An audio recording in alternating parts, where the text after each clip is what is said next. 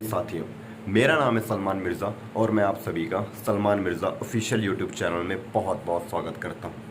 आज इस वीडियो में हम लोग बात करेंगे हमारे 49,568 में जो हमारे 18,000 के करीब पीएससी के अभ्यर्थियों का मेडिकल हुआ है उनके बारे में हम लोग बात करेंगे।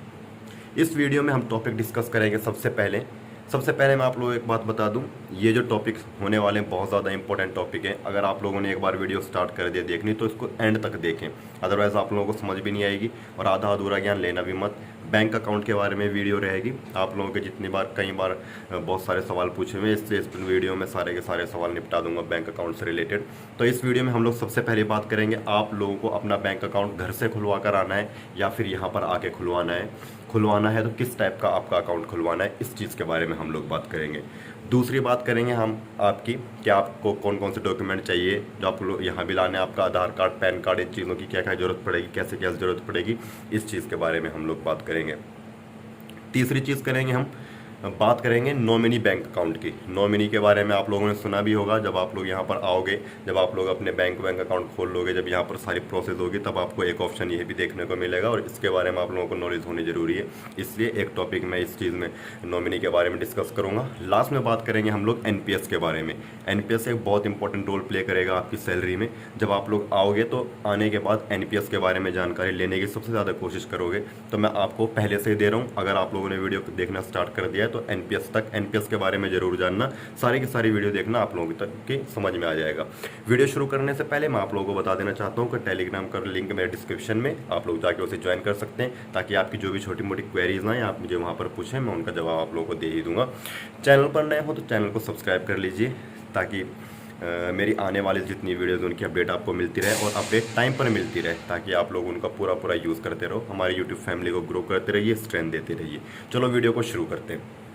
तो बैंक अकाउंट की अगर हम लोग बात करें तो मैं आप लोगों को बहुत क्लियर कर देना चाहता हूँ कि बैंक अकाउंट आप अपने घर से खुलवा कर भी आ सकते हैं, आप अपने जेटीसी में आने के बाद भी खुलवा सकते हैं। यहाँ पर भी बैंक अकाउंट खोलने की प्रोसेस होती है और आप लोग अपने घर पर भी खुलवा सकते हैं। लेकिन दोनों चीज़ों में फ़र्क क्या है, उस चीज़ को फ़र्क जानने की हम कोशिश करेंगे। मान लेता हूँ कि आप लोग जेटीसी में आ गए, आपने अपना अकाउंट नहीं खुलवाया है, आप जेटीसी में आने के बाद अपना अकाउंट खुलवाना चाह रहे हैं। जब आप लोग जेटीसी में आते हो तो यहाँ का जो सेंटर होता है, यहाँ के जो आपके अधिकारी होते हैं, आपके प्रभारी होते हैं, उनको क्या करते हैं, बैंक अप्रोच करते हैं। कौन से बैंक? प्राइवेट बैंक भी होते हैं, गवर्नमेंट जैसे एसबीआई हो गया, और फिर प्राइवेट में एचडीएफसी हो गया, एक्सिस बैंक हो गया, ये सब भी अप्रोच करते हैं। और जो जल्दी से उनके पास अप्रोच कर लेता है वो क्या आ जाते हैं, आप लोगों का अकाउंट खोलने के लिए आ जाते हैं। जैसे जब हम लोग यहाँ पर सेंटर में अपने जेटीसी सेंटर में आए थे यहाँ पर, तो हम लोगों को यही लगा था कि हमारा अकाउंट एसबीआई में खुलेगा। लेकिन जब यहाँ पर आकर हमने देखा और देखने के बाद सुन भी यही रहे थे कि एसबीआई अकाउंट बैंक आएगा, लेकिन कौन सा आया, एचडीएफसी बैंक आया और उसने अपने यहाँ पर प्लान समझाया। प्रभारी जो थे उन्होंने उनको परमिशन दे दी, आप लोग अकाउंट खोल सकते हो। तो बहुत सारे बच्चे जो थे वो नहीं चाह रहे थे कि उनका एचडीएफसी में खुले हुए एसबीआई में खुलवाना चाह रहे थे, but there was no option, उनके पास कोई ऑप्शन था ही नहीं। जब उनका घर से भी नहीं खुला हुआ था और यहाँ पर सिर्फ बैंक कौन सा आया था, एचडीएफसी आया था, तो आपको उसमें खुलवाना ही पड़ता, बाहर जाके आप यहाँ पर आके नहीं खुलवा सकते थे। तो मैं समझाना क्या चाह रहा हूँ कि अगर आप यहाँ पर आकर खुलवाओगे, यहाँ पर आकर आप वो अकाउंट खुलवाओगे जो यहाँ के अधिकारी की मर्ज़ी होगा, उसके अंडर में आए खुलवाओगे। लेकिन अगर आप घर पर हो और अगर आप घर से ही अपना पसंदीदा किसी बैंक में खुलवाना चाहते हो, जैसे एसबीआई में खुलवाना चाहते हो, तो आप लोग अपना घर से खुलवा के आ सकते हो। शर्तें क्या होनी चाहिए, आप लोगों के बहुत सारे बंदे होंगे घर पे गांव में जिन लोगों के पास एसबीआई का अकाउंट पहले से ही होगा, सबके पास होगा, मोस्टली किसी न किसी के पास तो एसबीआई का अकाउंट होगा ही। लेकिन वो एसबीआई अकाउंट आप लोगों का सेविंग या करंट होगा, वो सैलरी अकाउंट नहीं होगा। तो आप लोगों का कौन सा अकाउंट होना चाहिए, एसबीआई में अगर आपका अकाउंट है या फिर अदर कोई भी बैंक में अगर आपका अकाउंट है तो आपका कौन सा होना चाहिए, सैलरी अकाउंट होना चाहिए। अगर कोई और सा है तो आपको उसको कन्वर्ट कराना पड़ेगा, किस में, सैलरी अकाउंट में कन्वर्ट करवाना पड़ेगा। सैलरी अकाउंट में अगर कन्वर्ट हो जाएगा तो आप लोगों का यहाँ पर आके डॉक्यूमेंट के साथ अटैच हो जाएगा। तो समझाने वाली सिर्फ बात यही है कि अगर आप यहाँ पर आके खुलवाओगे तो हो सकता है यहाँ पर आके भी एसबीआई में खुलवा दें, लेकिन हो सकता है कि किसी और दूसरे में भी खुलवा दें, तो हो सकता है एचडीएफसी में या एक्सिस में किसी में खुलवा दें। तो इसलिए अगर आप अपनी मनपसंद चाहते हो तो आप पीछे से खुलवा के आ सकते हो, अपना सैलरी अकाउंट खुलवा कर आ सकते हो, उसमें कोई दिक्कत नहीं है। यहाँ पर आ जाते हो तो खुलवाना पड़ेगा अधिकारी की मर्जी से। और दूसरा हमले वो आप लोगों को बैंक अकाउंट्स में अपने क्या देखना होता है भाई, बैंक अकाउंट तो कोई सा भी है, किसी बैंक अकाउंट के अंदर आपकी सैलरी आ सकती है, पैसे आ सकते हैं। लेकिन हम क्यों चूज़ करते हैं कोई अच्छा बैंक, अच्छा बैंक सिर्फ हम इसलिए चूज़ करते हैं कि जिस बैंक को हम रखने के लिए अपने पैसे दे रहे हैं, अपनी सैलरी दे रहे हैं, वो हमें रिटर्न में कुछ दे।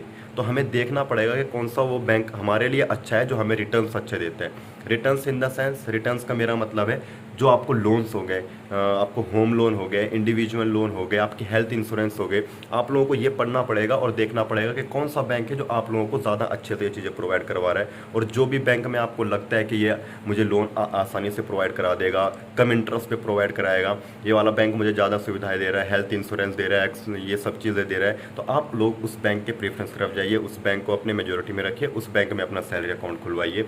यही तरीका होता है एक अच्छे बैंक को चूज़ करने का। SBI नो डाउट बहुत अच्छा बैंक है। हम भी सोचते थे कि हमारा भी SBI में खुले, लेकिन जब यहाँ पर आए तो HDFC में खुलवाया। पहले से खुलवाया हुआ नहीं था तो HDFC में खुलवाना पड़ा। HDFC भी एक प्राइवेट बैंक में नंबर 1 बैंक है। एक अच्छा खासा लोन वोन में उसके इंस्टेंट लोन होते हैं, अगर लेना हो तो बहुत जल्दी मिल जाता है। तो कहीं ना कहीं आप लोग अपना फ़ायदा देखें, जो आप लोगों को सही लगे आप उस वाले में जाए। ये हो गई बैंक अकाउंट की बात, कहीं से भी खुलवा सकते हैं बाहर से, यहीं पर आने के बाद। दूसरी चीज़ की हम लोग बात करते हैं पैन कार्ड। पैन कार्ड आप लोगों का बहुत ज़्यादा इंपॉर्टेंट है। पैन कार्ड और आधार कार्ड आपको लेके आने होते हैं यहाँ पर, और आपका पैन कार्ड जो है आपके आधार कार्ड से लिंक होना चाहिए। अगर आपका पैन कार्ड आधार से लिंक नहीं है तो उसकी कोई वैल्यू नहीं, उसको माना नहीं जाएगा। आप लोगों को पैन कार्ड बहुत ज़रूरी है। पैन कार्ड आप लोगों के अकाउंट में भी लगेगा, और जब आपका NPS खुलेगा, जो मैं आप लोगों को भी बताने वाला हूँ NPS क्या होता है, उसमें क्या है, उसमें भी आपका पैन कार्ड लगेगा। तो पैन कार्ड आप लोगों का बहुत मस्त है। ये आप लोगों के पास अगर नहीं है तो इसको बनवा लो, अभी आप लोगों के पास टाइम है। पैन कार्ड मस्त है, इसको बनवा लो जल्दी से जल्दी। तीसरी बात करते हैं हम लोग नॉमिनी बैंक अकाउंट की, कि नॉमिनी बैंक अकाउंट क्या होता है। तो देखो यार, नॉमिनी का मतलब होता है आप हो, आपके पास आप जॉब कर रहे हो, सैलरी आ रही है आपके पास वो जितनी भी सैलरी है, या फिर उसकी जो पेंशन वेंशन है जो फिर सारी इकट्ठी हो रही है, वो इकट्ठी हो रही है, आप लोगों का पैसा इकट्ठा हो रहा है, आप लोग का आपका ये अकाउंट है। मान लो अचानक आपके साथ कुछ गलत हो जाता है, आपकी डेथ हो जाती है, आप लोग एक्सीडेंट हो जाता है, आप लोग कुछ भी ऐसी चीज़ हो जाती है कि आप अपना अकाउंट अब यूज़ नहीं कर सकते, तो वो दूसरा व्यक्ति कौन है जो आपके उस अकाउंट से पैसा निकाल सकता है या उस अकाउंट को चला सकता है।